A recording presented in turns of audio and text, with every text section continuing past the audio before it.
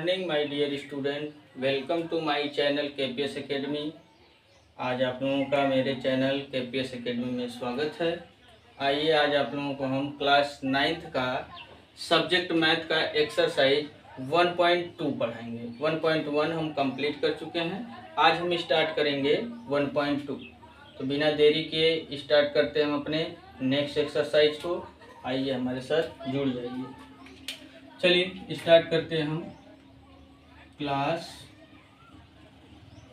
9th का subject math और chapter का नाम हमारा है नंबर सिस्टम।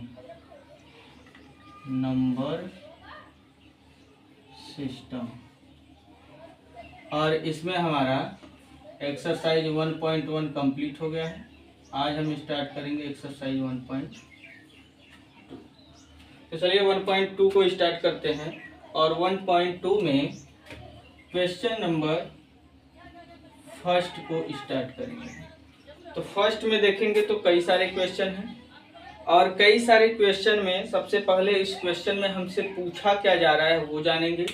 तो इस क्वेश्चन में हमसे पूछा जा रहा है, कुछ नंबर्स दिए हैं, उसे डेसिमल फॉर्म में लिखना है यानी दशमलव रूप में लिखना है और साथ साथ बताना है कि उसका दशमलव प्रसार कैसा है, शांत है कि अशांत है। अंग्रेजी में इसे टर्मिनेटिंग या फिर नॉन टर्मिनेटिंग बोला जाता है। तो चलिए हम जानेंगे शांत अशांत या फिर टर्मिनेटिंग नॉन टर्मिनेटिंग होता क्या है। तो जैसे इसके किसी क्वेश्चन को लेकर देखेंगे तो ज़्यादा अच्छे समझ में आएगा। तो इसका फर्स्ट क्वेश्चन जो है वो हमें दिया हुआ है। क्वेश्चन नंबर फर्स्ट जो इसका है वो हमें दिया है 36/100। 36/100 को हमें दशमलव रूप में भी लिखना है और इसका दशमलव प्रसार कैसा है, शांत है कि अशांत, वो भी बताना है। तो सबसे पहले जानेंगे कोई भी परिमेय संख्या जो p/q के रूप में लिखा जाता है, इसमें उस संख्या का यदि हर यानी q जो है ये हमारा 2 के पावर m इंटू 5 के पावर n के रूप का होगा तो हम कहेंगे कि उस संख्या का दशमलव प्रसार जो है वो शांत है। यदि इस रूप का नहीं बनेगा तो हम कहेंगे उस संख्या का दशमलव प्रसार अशांत है। इसी कॉन्सेप्ट को याद रख के हम इस क्वेश्चन को सॉल्व करेंगे। तो चलिए सॉल्व करते हैं। तो सॉल्व करेंगे तो यहाँ से हो जाएगा, जैसे देखिए इसको यदि दशमलव रूप में इसको लिखना है तो हम जानते हैं कि 100 से यदि हम भाग देंगे 36 में तो दशमलव जो है 2 अंक लग जाएगा। तो ये तो हो गया इसका दशमलव में आंसर, दशमलव रूप में इसका आंसर ये हो गया। लेकिन ये दशमलव प्रसार इसका शांत है कि अशांत वो कैसे बताना है इस कॉन्सेप्ट पर। तो चलिए इस कॉन्सेप्ट का इस्तेमाल करते हैं। तो 100 का हम फैक्टर कर लेते हैं। तो 2 से काटेंगे 2 पंजे 10, यहाँ से काटेंगे 2 दूनी 4, 1 गया 10, 2 पंजे 10। अब इसे 5 से काटेंगे 5 पचे 25 और ये 5 एकम 5, यानी इसे हम लिख सकते हैं 36/100 को 100 का फैक्टर यहाँ लिख दें 2 गुणे 2 गुणे 5 गुणे 5, यानी 36 ये हो गया। इसे हम लिख सकते हैं 2 का स्क्वायर इंटू 5 का स्क्वायर।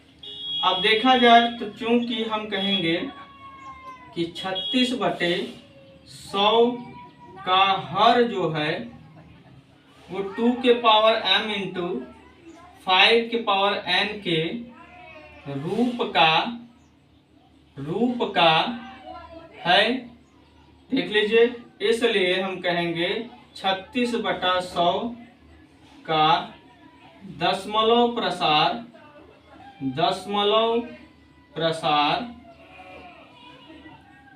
शांत है या शांत होगा।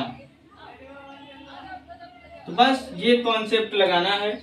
इसी कॉन्सेप्ट पर हम इसके सारे क्वेश्चन को सॉल्व कर लेंगे। तो देख लीजिए कितना इजी क्वेश्चन है। इसका आंसर दशमलव रूप में आ गया 0.36 और इस कॉन्सेप्ट से हम बता लिए कि इसका दशमलव प्रसार जो है वो शांत है। दशमलव प्रसार शांत बताने का कुछ और भी कंडीशन होता है। जैसे कोई भी नंबर्स है 5/2 हो गया, तो कोई भी नंबर्स है यदि हम उस नंबर में भाग देते हैं, जैसे 2 दूनी के 4, यहाँ -1 आया, दशमलव लगा दिए, यहाँ 0 हो जाएगा। अब ये 2 पंजे 10 हो गया। यानी कहने का मतलब कोई भी संख्या कुछ स्टेप कटने के बाद समाप्त हो जाए, यानी उसका शेषफल 0 आ जाए, तब भी हम कहते हैं इस कॉन्सेप्ट से भी कि ये संख्या जो है उसका दशमलव प्रसार क्या है, शांत है। यानी ये हमारा संख्या क्या हो गया, शांत दशमलव प्रसार को रिप्रेजेंट कर रहा है। तो ऐसे भी बता सकते हैं, और इस कॉन्सेप्ट को याद रखेंगे तो इसमें सारे क्वेश्चन को हम फॉलो करा सकते हैं। उसमें कुछ क्वेश्चन जो होते हैं उस पर वो फॉलो नहीं हो पाता है, तो हम इसे ध्यान देंगे। और इसी कॉन्सेप्ट बुक में भी इसी कॉन्सेप्ट पर ही लिखा है। आप एनसीईआरटी की बुक लेंगे तो उसमें देखेंगे उसके एग्जाम्पल को, उसके क्वेश्चन को, उसका जो सॉल्व किया हुआ होगा आंसर, वो इसी पैटर्न पर किया गया है। तो हम भी इसी पैटर्न पर करेंगे, एग्जाम में भी हमें ऐसे ही पैटर्न पर करना है। तो इसको नोट कर लीजिए। इसके बाद हम नेक्स्ट क्वेश्चन इसका आपको बताते हैं।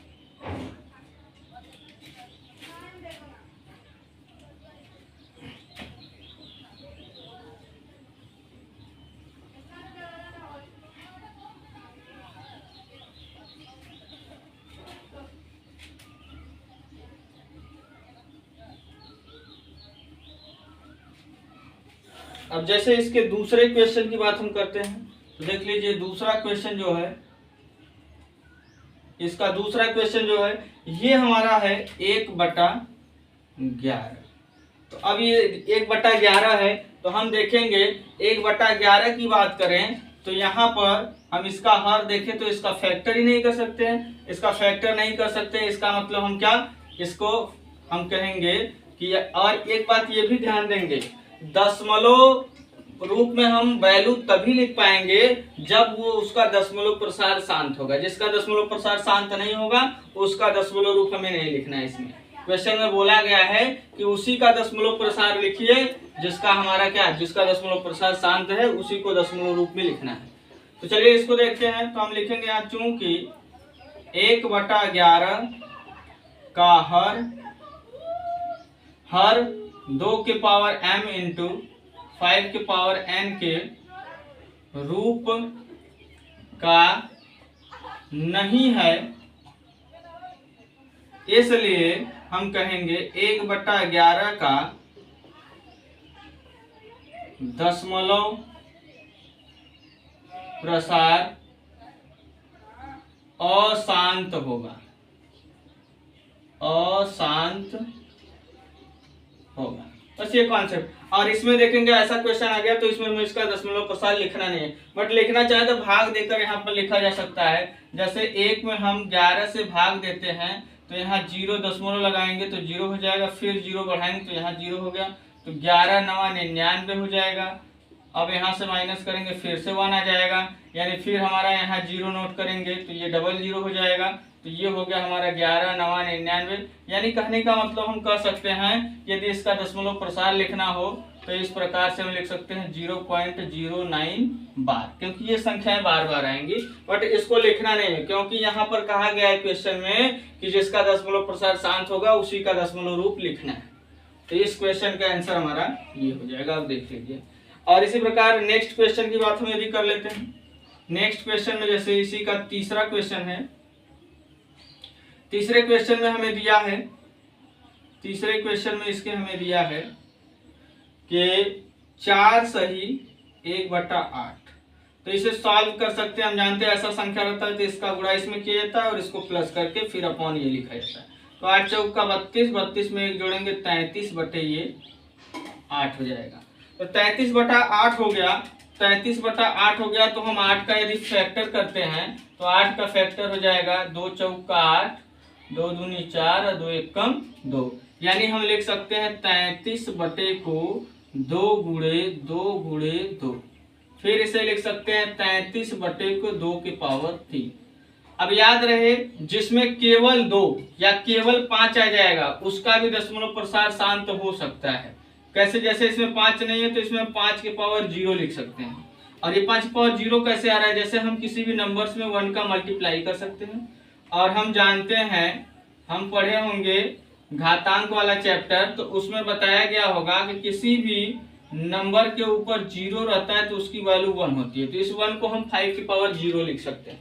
तो देखिए अब यहाँ पर वो कॉन्सेप्ट फॉलो हो जा रहा है। अब यहाँ कह सकते हैं चूंकि 4 सही 1/8 का हर 2 के पावर m इंटू 5 के पावर n के रूप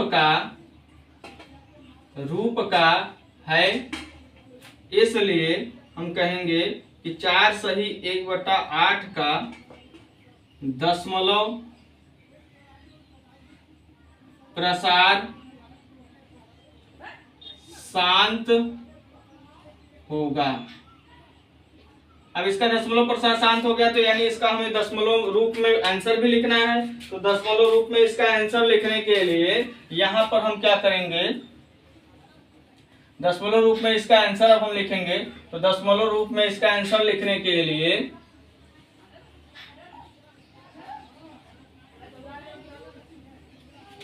दशमलव रूप में देखिए इसका आंसर लिखने के लिए हम इसको ऐसे करेंगे, जैसे यहाँ पर अब ये हमारा 33/2 के पावर 3 है।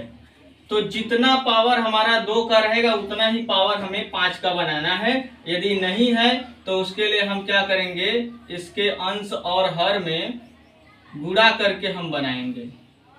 ये आपको करना होगा दशमलव में इसका आंसर लाने के लिए। अब यहाँ 33 हो गया, गुणे 5 का क्यूब 125 होता है। यहाँ इसकी बात करें तो ये 2 गुणे 5 के पावर हम लिख सकते हैं इसको 3, क्योंकि हम जानते हैं यदि घातांक बराबर है तो आधार का गुणा करके घात को एक बार लिख सकते हैं। तो अब यहाँ से 33 का गुणा इसमें कर लेंगे। तो आप रफ वर्क कर लीजिए, इसमें 33 का गुणा कर लीजिए। 3 × 5 = 15, 3 × 2 = 6, 1 7, 3 1 = 3। यही यहाँ पर भी होगा। अब इनको जोड़ लीजिए, 5 7 5 12, 7 3 10 1 11 हो जाएगा, और ये 3 1 4, यानी यह आ गया 4125। और इसको हम लिख सकते हैं 10 के पावर 3। अब हमें मालूम है कि यहाँ 10 के पावर जितना होगा उतने डिजिट पर ये भाग देने पर दशमलव लग जाएगा। 3 है तो 0.3 अंक पर लग जाएगा। यानी हम कहेंगे कि इसका दशमलव में आंसर जो होगा वो 4.125 होगा, और इसका दशमलव प्रसार जो होगा वो शांत होगा। तो ऐसे इस क्वेश्चन को लगाना है। अब इसी टाइप में हमारा क्या 3 क्वेश्चन और है, वो हम आपको होमवर्क के रूप में दे देते हैं, आप लगा कर आएंगे उसे। तो चलिए इसका चौथा क्वेश्चन, 5वां क्वेश्चन और 6ठा क्वेश्चन आप होमवर्क के रूप में लिख लीजिए। इसको आप लगा कर आएंगे। ये नहीं आएगा तो नेक्स्ट डे आपको हम उस क्वेश्चन को भी बताएंगे। तो ये हमारा है, जैसे कि ये हमारा क्वेश्चन 3/13 है, और इसकी बात करें तो ये हमारा 2/11 है, और इसकी बात करें तो ये हमारा 329/400। तो ये 3 क्वेश्चन आपको होमवर्क के रूप में दिए जाते हैं। इन क्वेश्चनों को आप लगा कर आएंगे। चलिए अब ये हमारा पहला क्वेश्चन समाप्त होता है। अब इसके दूसरे क्वेश्चन को हम सॉल्व करते हैं।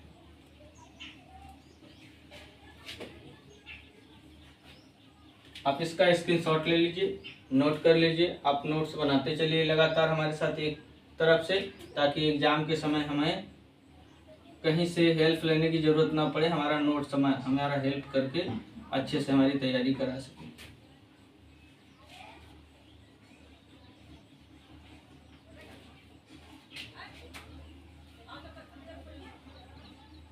क्वेश्चन आप जरूर नोट कर लीजिएगा।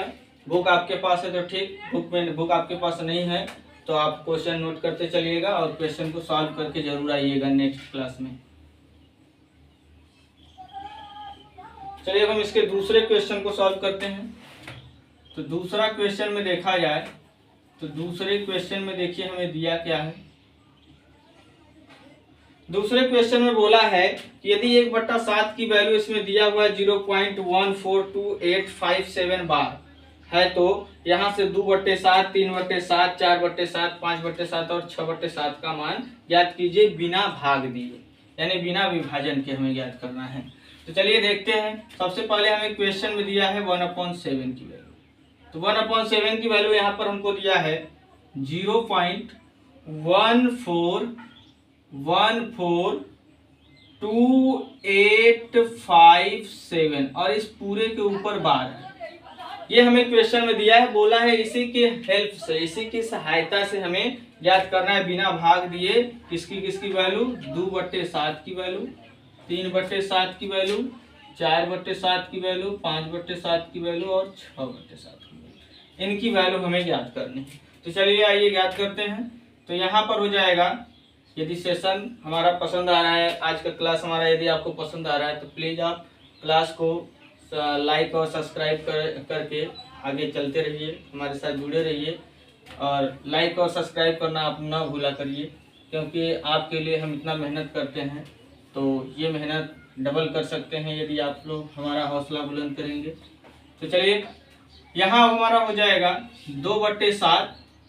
2/7 की बात करें तो 2/7 की वैल्यू हमें निकालें इसके हेल्प से। तो देखिए इसे हम लिख कैसे सकते हैं, जिसको लिख सकते हैं 2 × 1/7। इस प्रकार से हम इसे लिख सकते हैं। यदि इसे 2 × 1/7 लिख दे तो अब 1/7 की वैल्यू हमें यहाँ दिया हुआ है, बस वही वैल्यू रखकर हमें मल्टीप्लाई करके इसकी वैल्यू निकाल लेनी है। तो ये हो जाएगा 2 × 0.142857 बार। ये हमारा है 1/7 की वैल्यू। अब इसमें इसको मल्टीप्लाई कर लीजिए, आंसर आ जाएगा। तो 2 × 7 = 14 हो जाएगा, हासिल हो गया 1। 2 × 5 = 10, 11 हो जाएगा, हासिल हो गया 1। 2 × 8 = 16, 17 हो जाएगा, हासिल हो गया 1। 2 दूनी 4, 1 5 हो जाएगा। अब यहाँ से हो जाएगा 2 × 4 = 8 और ये 2 × 1 = 2। तो यहाँ से आ गया 0.285714 बार। ये इसका आंसर हो गया 2/7 का। इसी प्रकार 3/7 की वैल्यू हमें निकालनी है, तो इसको लिखेंगे 3 × 1/7। अब ये हो जाएगा 3 × 1/7 की वैल्यू की इसकी वैल्यू रख देंगे 1/7 का। तो ये है 142,857 बार। तो यहाँ हो जाएगा 3 × 7 = 21, 3 × 5 = 15, 2 × 17 हो जाएगा और 3 × 8 = 24, 1 25 हो जाएगा। 3 दूनी के 6, 6 2 8 हो जाएगा और यहाँ हो जाएगा 3 × 4 = 12, यहाँ से 3 × 1 = 3, 3 × 1 = 4। तो 0.42857 बार। अब इसके बाद 4/7 की वैल्यू हमें निकालनी है, तो इसे लिखेंगे 4 × 1/7 इक्वल टू ये 4 इसकी वैल्यू रख देंगे 1/7 का 142,857 बार। तो ये हो जाएगा हमारा, यहाँ से इसमें मल्टीप्लाई करेंगे 4 × 7 = 28 हो जाएगा, 4 × 5 = 20, 2 22 हो जाएगा, 4 × 8 = 32, 2 34 हो जाएगा। यहाँ से 4 दूनी के 8, 3 11 हो जाएगा, 4 × 4 = 16, 1 17 हो जाएगा और 4 × 1 = 4, 1 5 हो जाएगा। यानी ये 0.571428 बार। इसके बाद 5/7 की बात करेंगे। 5/7 की बात करें तो इसे लिख सकते हैं 5 × 1/7। यहाँ हो जाएगा हमारा 5 इंटू इसकी वैल्यू रख देंगे 0.142,857 बार। तो यहाँ से ये हो गया हमारा 5 × 7 = 35, 5 × 5 = 25, 3 28, 5 × 8 = 40, 2 42। यहाँ से हो जाएगा हमारा 5 दूनी के 10, 4 14, 5 × 4 = 20, 1 21 और 5 × 1 = 5, 2 7, यानी 0.71428 बार। और ये 6/7 इसी प्रकार से लगेगा। ये आपके लिए होमवर्क है, इस क्वेश्चन को आप होमवर्क के रूप में कर लेंगे। बिल्कुल यही पैटर्न फॉलो करना है और मल्टीप्लाई करना है। मल्टीप्लाई करने आपको आता ही है और आप इसे इस तरीके से मल्टीप्लाई करके इसका आंसर लिख लीजिएगा। तो अब इसको नोट कर लीजिए, इसके बाद हम आपको इसका नेक्स्ट क्वेश्चन बताते हैं।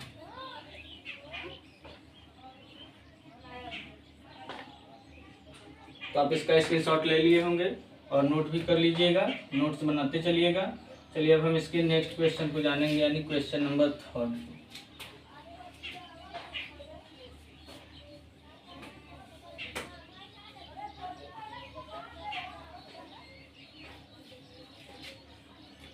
देखिए अब हम इसके क्वेश्चन नंबर 3 की बात करते हैं।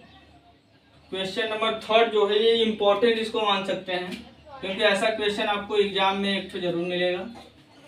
आपका जो भी ईयरली एग्जाम होता है या फिर हाफ ईयरली एग्जाम होता है, उसमें इस टाइप का एक क्वेश्चन आपको जरूर मिलेगा। जैसे इसमें बोला है कि right in the form of P by Q, यानी कि जो संख्या दिया उसे हमें पी बटे क्यू के रूप में लिखना है, यानी ये संख्या जो है उसे हमें पी बटा क्यू के रूप में लिखना है। तो चलिए हम लिख कर दिखाएंगे आपको।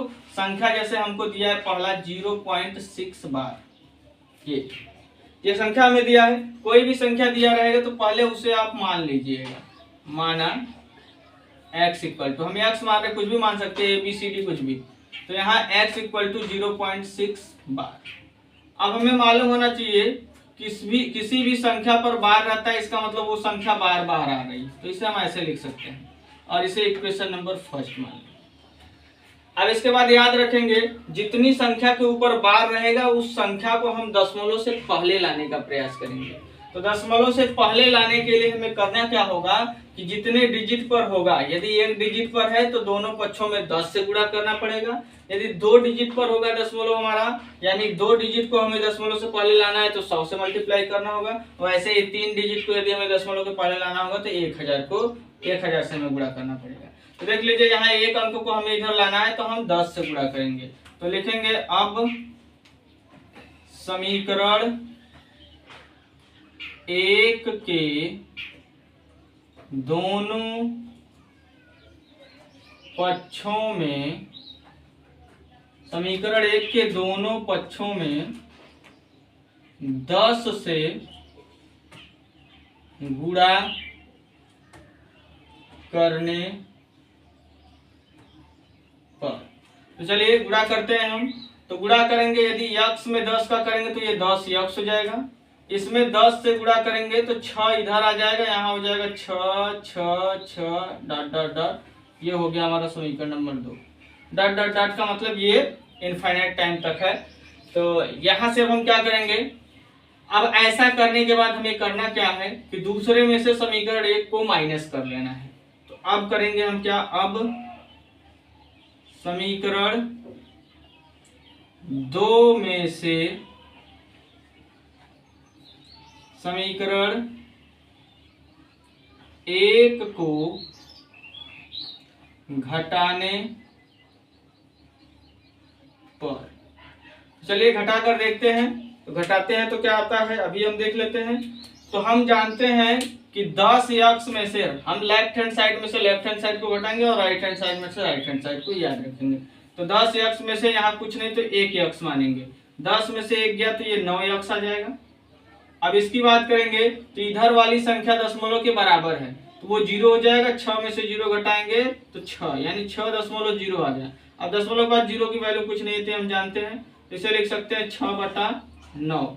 यक्स की बात करें तो यक्स हम माने थे इसी संख्या को जो दिया था, यानी ये हो जाएगा 0.6 बार। इसको काट कर हम छोटा कर सकते हैं, 3 दूनी 6 और 3 तिरिक का 9, यानी ये 2/3, ये हो गया 2/3। तो यही हमें p/q के रूप में ही इस संख्या को लिखना था। तो देखिए इस संख्या को हम p/q के रूप में लिख दिए। तो इस तरीके से हमें क्या करना है, इस क्वेश्चन को सॉल्व करना है। आप इसे नोट कर लीजिए, इसका स्क्रीनशॉट ले लीजिए। क्वेश्चन आपको समझ में आ रहा है तो चैनल को लाइक और सब्सक्राइब करना ना भूलें। चलिए इसके हम नेक्स्ट क्वेश्चन को अब बताएंगे।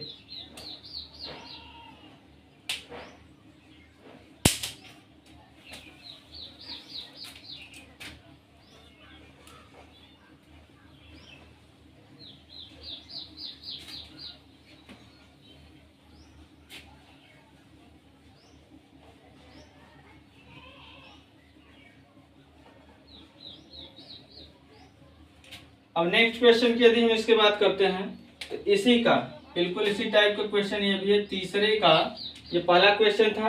ये दूसरे क्वेश्चन की बात करें तो इसी का दूसरा क्वेश्चन जो है वो हमें दिया है 0.47 बार, ये दिया हुआ है। तो चलिए इस संख्या को हम सॉल्व करके देखते हैं। ऐसे इसको भी करना है। पहले हम क्या बताएं कि इस संख्या को मानेंगे, माना ये संख्या x बराबर है 0.47 बार। हमें रिपीट करके उन्हीं नंबर को लिखना है जिसके ऊपर बार लगा है। तो 7 के ऊपर बार लगा, इसका मतलब 7 बार बार आएगा। ये हो गया हमारा क्या, ये समीकरण 1। अब इसमें क्या, जब ऐसे संख्याएं रहेंगी तो सबसे पहले जिस पर दशमलव नहीं लगा रहता उस संख्या को हम दशमलव के पहले लाते हैं। यानी 4 पर नहीं लगा है तो 4 को पहले हमें लाना पड़ेगा। तो 4 को पहले लाने के लिए यानी एक अंक को दशमलव से पहले लाएंगे तो 10 से गुणा करेंगे, ये अभी हम बताएं आपको। तो लिखेंगे अब समीकरण 1 में 10 से गुणा करने पर, समीकरण 1 में 10 से गुणा करते हैं तो ये हो जाएगा 10x, यहाँ गुणा करेंगे तो 4 पहले आ जाएगा, 4.77777 डॉट डॉट डॉट, ये आ जाएगा समीकरण नंबर हमारा 2। अभी हम बताए हैं इसके बाद हमें क्या करना है, इस स्टेप के बाद क्या करना है इसमें कि जिस पर बार लगा है उसमें उस संख्या को भी हमें दशमलव से पहले लाना है। तो अब 4 तो आ गया, 7 पर बार लगा है तो इस संख्या को भी पहले हमें दशमलव के पहले लाना होगा। तो इसको दशमलव से पहले लाने के लिए फिर एक डिजिट को लाने के लिए फिर से हमें 10 से गुणा करना होगा, लेकिन अब हम गुणा करेंगे 2 समीकरण में। तो लिखेंगे अब समीकरण 2 में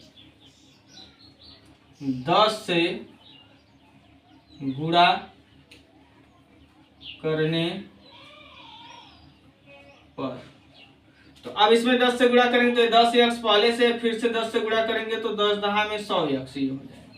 इसमें गुणा करेंगे 7 पहले आ जाएगा यानी 47.777 डॉट डॉट डॉट, ये हो गया हमारा समीकरण नंबर 3। तो इस तरीके से हो गया। अब इसके बाद हम क्या करेंगे, अब समीकरण 3 में से समीकरण 2 को हम माइनस करेंगे। तो यहां से अब समीकरण 3 में से समीकरण 2 को घटाने पर, चलिए घटा लेते हैं। 100x में से 10x घटाएंगे तो ये 90x आएगा, इक्वल टू यहाँ हमारा 47 में से 4 घटाएंगे तो ये 43 आएगा, दशमलव इधर वाली वैल्यू सब बराबर होगी तो ये हमारी 0 हो जाएगी। यानी हम यहां से लिख सकते हैं x इक्वल टू 43/90। तो x हमारा जो था इसका आंसर हम यहाँ लिख देते हैं। x जो हमारा था ये हमारा था 0.47 बार और इसका आंसर आ गया हमारा 43/90। तो देखिए ये संख्या जो है जो दिया था उसे हम p/q के रूप में लिख दिए। तो ये हो गया इस क्वेश्चन का आंसर। तो ऐसे इस क्वेश्चन को हमें सॉल्व करना है, यहाँ 90 होना चाहिए।